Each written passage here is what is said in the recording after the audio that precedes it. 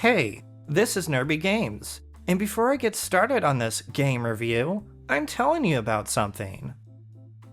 My new video release schedule on my channels, including this one, is either the 1st, 8th, 15th, 22nd, and 28th of a month, starting at 2:30 p.m. Eastern Standard Time. The above assures just a bit more consistency in my uploading. Timestamps to areas in this review will be in the description, and now on to the rest of it. This review is also rated PG, though I wouldn't suggest this game for kids, and yes, I'll explain later. I thought I'd also dip my opinion on this game because it is getting low to average scores. Teenage Mutant Ninja Turtles Mutants Unleashed, which I'm reviewing at my PS5 experience, is a funny, 3D RPG-like visual novel-ish brawler set shortly after the Mutant Mayhem movie. So, if you haven't seen the film, you might want to. I'm saying RPG and visual novel-like since the game's dialogue moves at a herline pace, and also other factors listed later. After mutants unleash on the city, it's up to the familiar four TMNT brothers finding out who or what was behind this unleashing with some new and familiar faces. Leo, Don, Raph, and Mikey all have their moments in this game that are familiar or amusing to each brother. Leo follows an unlikely mentor, Donatello does technological things, Raph becomes a Raphopedia, and Mikey names things and joins a podcast. In terms of gameplay for each turtle in the single player I played, everything is fine, but with some confusion. Raph can counter in this game, and there was a bit of confusion since the same button is used to dodge and block, but I got the hang of it. He was also one of my favorites to play, but with limited range. The game lets you test out each turtle in the single player playthrough, maybe to see which one will fit you the best. Leo and Mikey I didn't play much with, but Don and Raph I cycled in between. Raph is a slow brawler, but Don has the range, and I wanted to play him since I was playing alone and for dealing with crowd control. Don was surprisingly fast, and I got carried away with dodging and whacking the bejesus out of everyone. Look, it isn't my fault he's swinging around his stick like his life depends on it. Like, seriously, calm down, bro. I wish I had a mix of Raph and Don when it came to moves, because I enjoyed the domino effect of Raph smashing into enemies, and the nearby ones being affected and waving out of his impact zone. The combat of this game has tiers, and depending on who and how you play, you can have somewhat of a strategy to it, or dodge/parry and button mash your way to victory! The sounds and music supporting the game and gameplay were fine, and I had no issue with them. The visual design of the game was very familiar to the Mutant Mayhem movie, and I didn't have a problem with that here, though it does reuse and recycle levels. I thought the story was fine, and the game had funny moments from reactions to stinky items, Raphopedias, to situational reactions. Mutants Unleashed has a skateboarding mechanic, but it is nothing special and is similar to grind rails and Ratchet and Clank. But in this game, you could use your board to hit an enemy on the end of a rail. Hitting enemies with a skateboard at the end of a rail made me feel like Gemma Teller from Sons of Anarchy, but with less cursing and no blood. Despite what the box said, the only DualSense controller responsiveness this game gave me was the colors blue for Leo, red for Raph, purple for Don, and yellow for Mikey. Yes, there was absolutely no vibration feedback throughout the game. And just to prove I wasn't going mad, I booted up Astro's Playroom and found controller vibration feedback from Astro walking, dancing, jetpacking, and abusing, hitting other bots. Unfortunately, we are going to cover the rest of the negatives of this game. And boy, do I have a lot to say.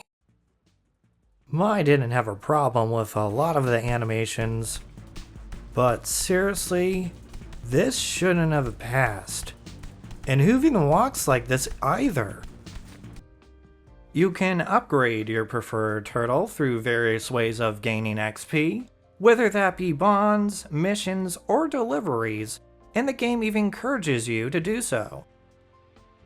There isn't a move customization when it comes to the turtles, only getting enough XP to upgrade a particular trait or traits. Each turtle has someone or even more than one bond that gains each XP through talking or doing some missions and or deliveries. So, why on earth are none of these bonds voice acted? Get ready to listen to this for the bonds.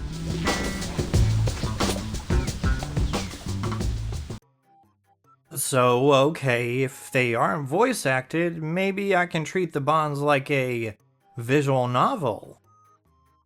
Yeah, only if you can go back to a previous line, which you can't, and if you want to pay attention to the other comic book and video game references, along with reading the text. Okay, the bonds and the missions and deliveries connected to them are not voice acted. Nerdy games. I get it. Wrong. From what I played, there are 6 bonds that weren't voice acted, but some missions and all deliveries were. What do you mean some missions and all deliveries were?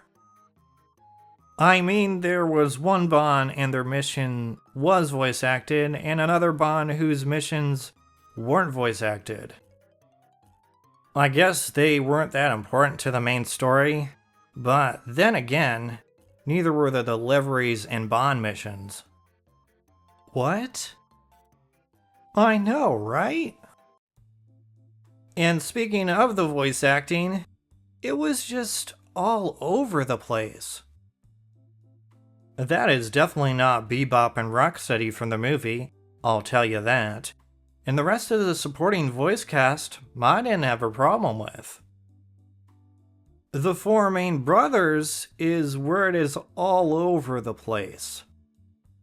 I would say Leo's voice actor is on the top, but he has been in other animated projects, with maybe Raph in next best place, and Don and Mike in last. Just take a listen to this. We did it! Pretend fist bump. I am not sure if Don was meant to say pretend fist bump, whether it was meant to be an action instead of a line, but sheesh, that was a mess to listen to. The non-voice acted bonds could have been better if voice, since some cover bullying and not judging a book by its cover. You do see the reactions to each of their bonds, but it could have hit harder if it was voiced. This lack of voice acting is a bit of a shame, since the Timothy brothers mentioned the bonds that by name they formed in the game later in the story of the game.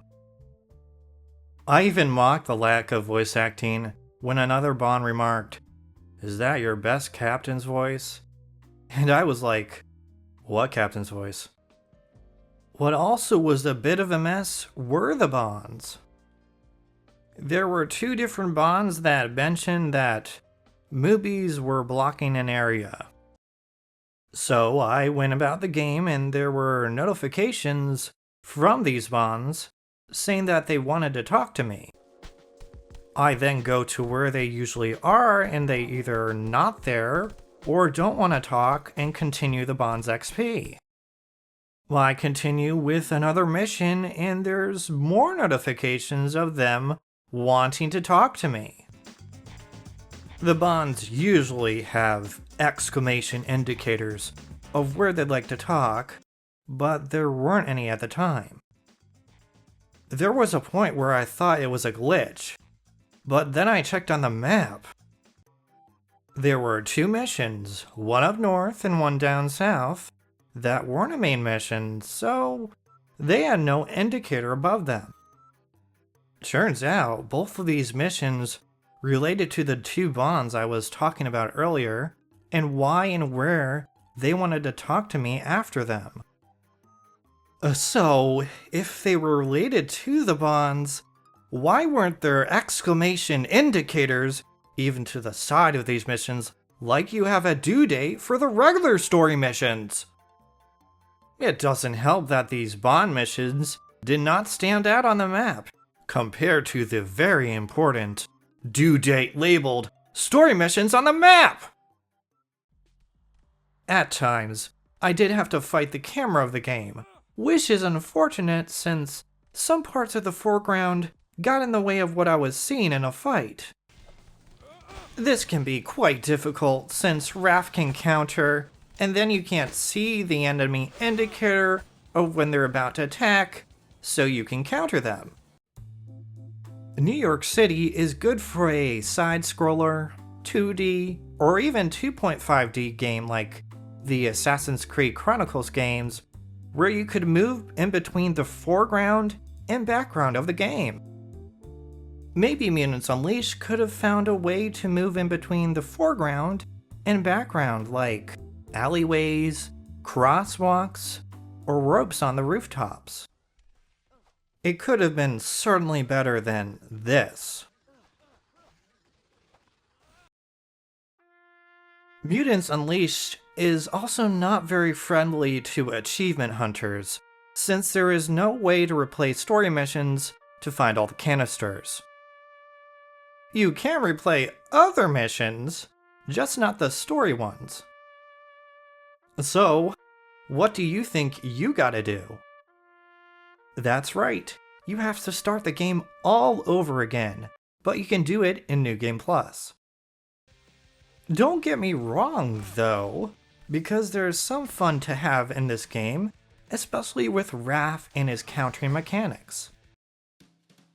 If you liked Mutant Mayhem and don't mind reading Fighting a Camera, a game that isn't friendly to achievement hunters, gameplay with no vibration feedback, all over the place voice acting, confusing bond mechanics, sometimes goofy animations, and some fun combat, then maybe this is a game for you. Well, I can't recommend this to anyone else. I think even kids would like to hear their turtles, especially when the game covers topics such as bullying and judging a book by its cover.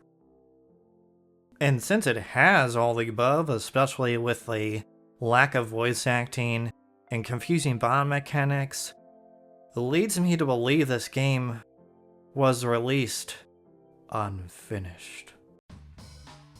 Teenage Mutant Ninja Turtles Mutants Unleashed is a funny action RPG-like brawler that has an alright story, fitting character moments, a familiar art style and designs, alright gameplay, alright sound design and music, but has all over the place voice acting, some goofy looking animations, a somewhat struggling camera, lacking controller feedback, and confusing bond mechanics, and a product that feels unfinished. I'm giving this game a 64 out of 100. Shredder's Revenge is on Game Pass and is a game that is funner with online multiplayer and that I rated better than this one.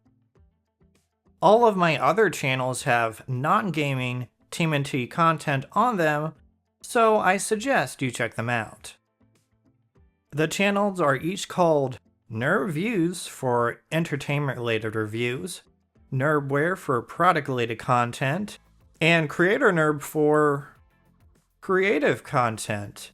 I know, surprise! Links to these channels are in the description, and anything related to this channel displays now.